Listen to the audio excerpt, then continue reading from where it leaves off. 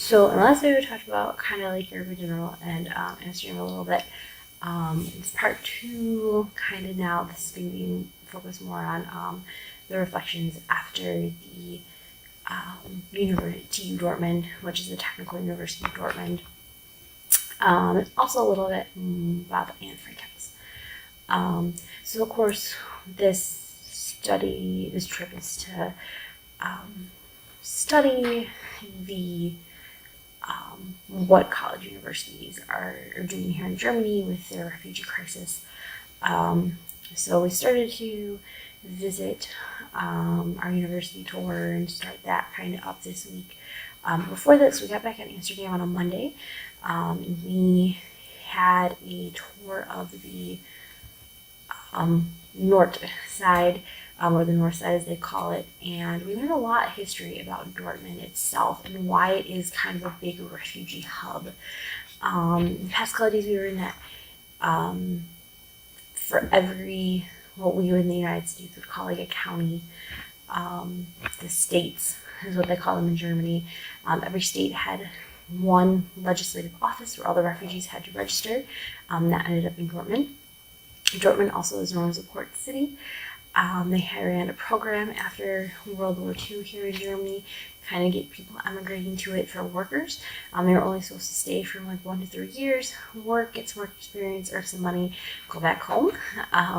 The government didn't think through the program completely, and they didn't really count on maybe like someone falls in love these days, or someone falls in love with Germany, or someone, stayed.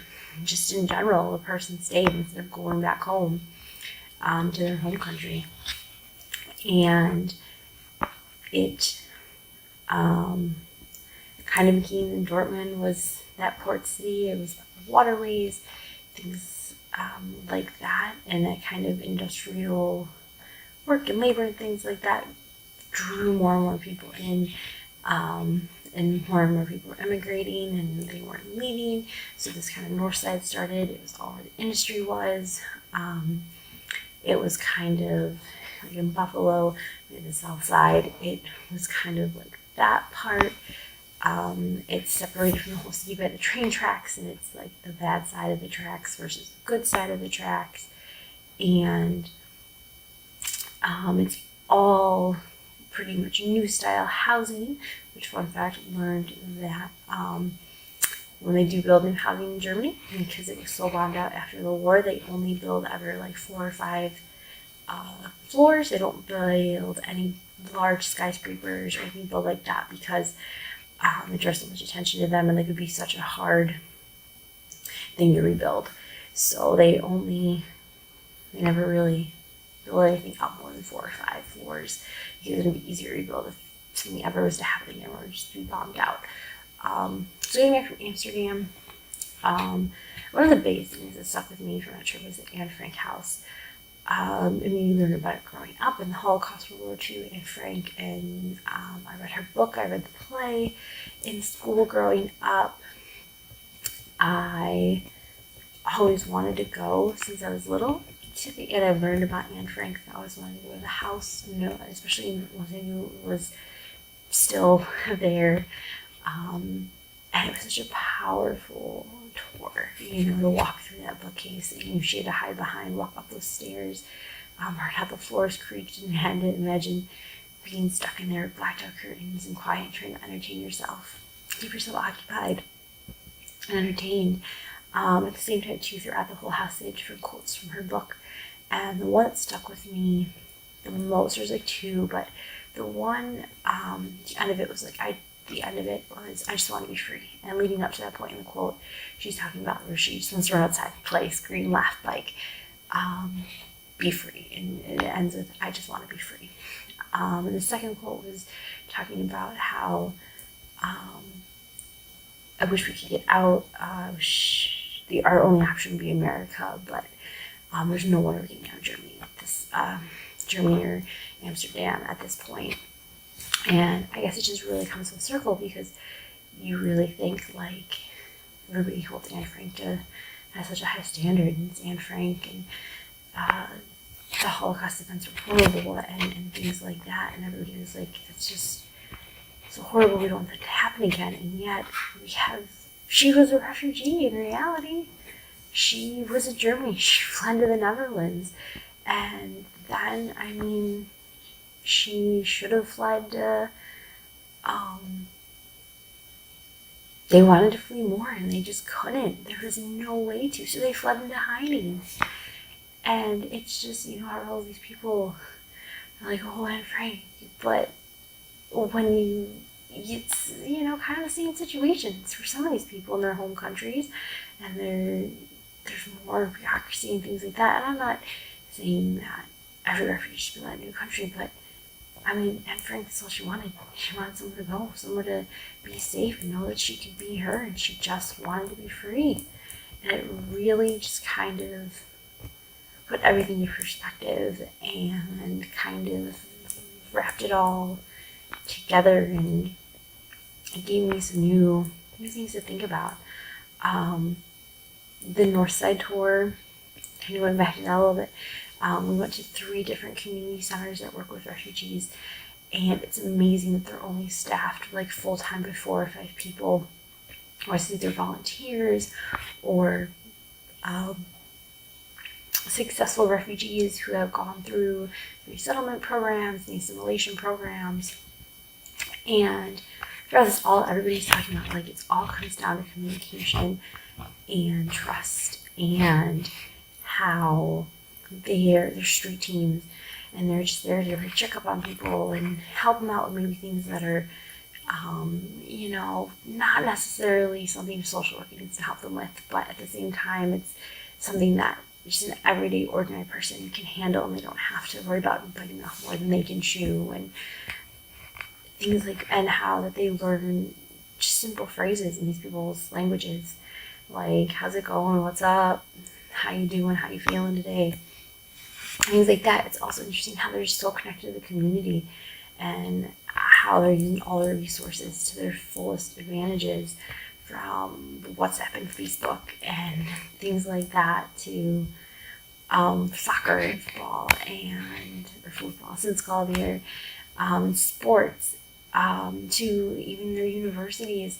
Some of them are rolling out programs where your first 3 semesters you're in school, and then your last semester or year of school, you're going to school 2 days a week, and the other 3 you're working a full-time job. And one of these, so you're applying what you're learning in the field and what you're doing in the field, you're also bringing to the university and talking about that, and talking about, kind of the textbook theory behind it, which is amazing.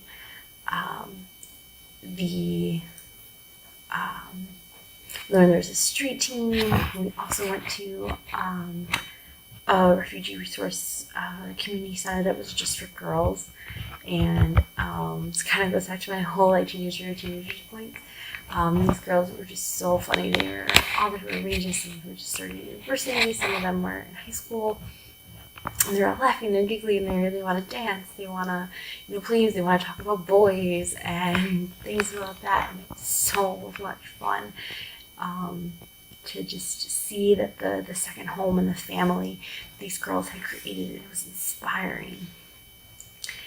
And it's just amazing how such little things and little initiatives, a place where these kids can hang out, get away from their families, get away from potentially the turmoil, and how you can combine those small efforts with support and things like formal counseling, that maybe they don't see as formal, but it's technically like textbook definition formal, is amazing. And I can't think of any other word, but they also talking about, there's a cafe in the north side that they don't serve any alcohol, but they serve coffee. But if maybe you have alcohol, maybe you're an alcoholic or you're having problems with alcohol, they let you bring your own beer. You want to drink there, they have the resources there to help you, whether it's with problems being a refugee, with other alcohol problems, with other it's something else. They have the resources there to help you. They're there to help you. They're giving you a safe place to fight your addictions and things like that. And at the same time, they're giving you a safe place. And it's just amazing that you'd never see that in America. Like in America, we would be like, that's enabling them, or you're just helping them coax the system, or something like that. Like, never happened. To this campaign, they were saying that ever since that initiative started, the corner store, they call them here kiosks, the kiosk across the street has had to expand in size 3 times. So the program wasn't just helping refugees maybe work through their problems, it was also helping local business. And that's amazing. Because I think, too, what we kind of started to touch on is that the refugees aren't taking away from culture or the community. They're adding to it. And it's all about just harnessing that diversity and channeling it to make the community better. So that was all Monday. Tuesday we went to TU Dortmund, which they gave us a fantastic overview on what they do. They talked about what a refugee student is, what their admissions requirements are, what's a guest student, some of the student initiatives that are happening. They gave us a beautiful tour of the campus. They have a couple different projects and things like that for refugees. And a lot of it, now they're starting to pick up on trends and things, now kind of comparing to universities. But they have to take a language class, they have to be a certain language level, and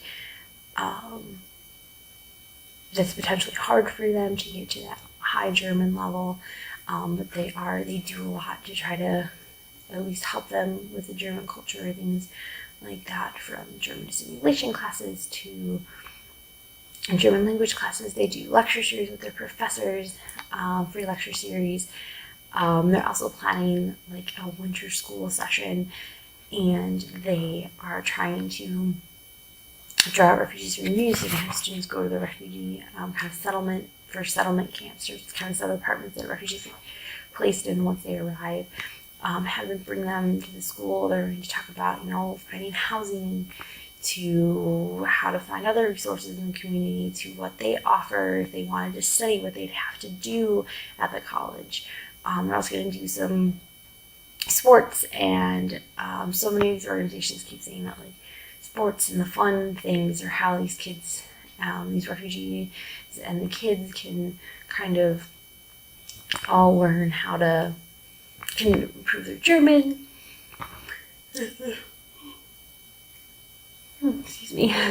At the same time, are able to practice their German, build some bonds, blow off some steam.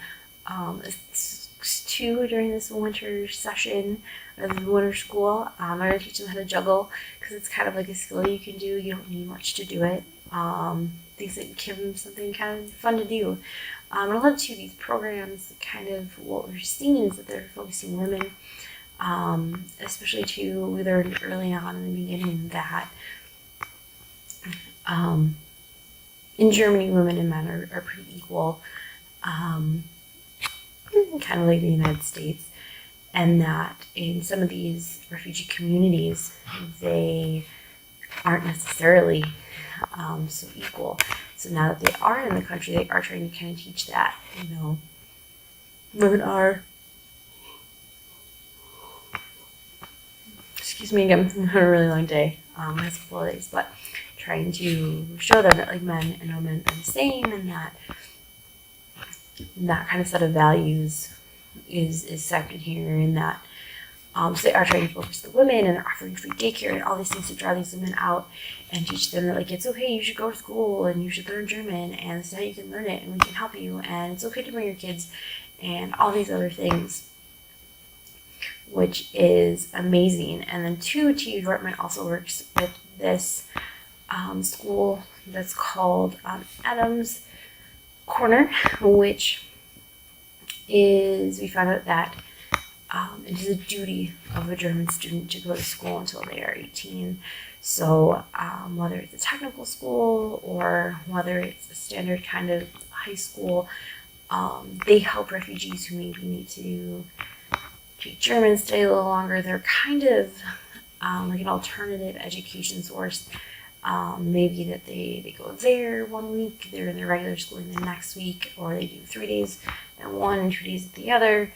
And they kind of help them with language, they help them with career counseling, university college. They give them a chance to meet others, they give them a chance to eat a hot meal, cook, learn valuable skills until they turn 18. Some of them haven't turned 18, but they don't have a high school diploma yet or something like that. So they also give those students who are a little bit older, but still need to get a high school diploma, that opportunity to do so, which, again, the services this place had was amazing. The after school programs, the moral care, the volunteers, the staff, all the time and effort that goes into this was just,